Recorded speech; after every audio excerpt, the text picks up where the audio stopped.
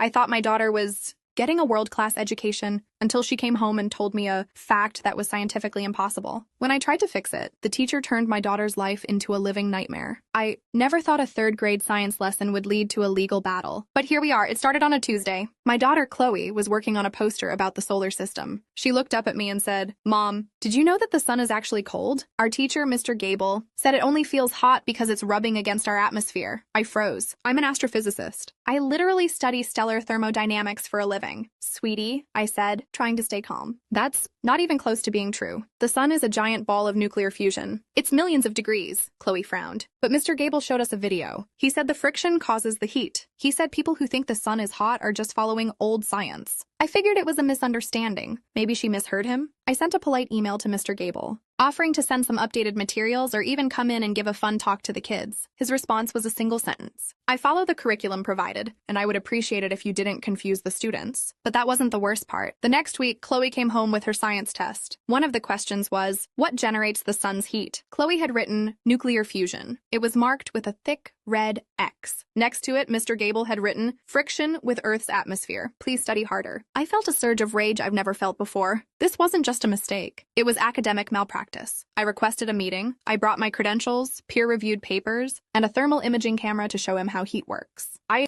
thought it was over. I was wrong. In the meeting, Mr. Gable didn't even look at my papers. He leaned back and smiled. "You scientists always think you know everything, but in this classroom, I am the authority. If Chloe wants to pass, she needs to provide the answers I teach." What happened next broke me. Chloe started crying every morning. She didn't want to go to school. She was terrified of getting the wrong answer by being right. She even started doubting everything I told her. "Maybe the sun is cold, Mom. Mr. Gable is a teacher. You're just a mom." That was the final straw. I didn't go to the principal. I went to the school board. I didn't just bring my papers. I brought 3 other parents whose kids had been failed for similar errors, like being told that trees don't need water because they breathe it from the air. The board meeting was a circus. Mr. Gable tried to argue that he was teaching alternative perspectives. I stood up and said, "There are no alternative perspectives on gravity, and there are no alternative perspectives on the sun. You aren't teaching them to think. You're teaching them to be blind."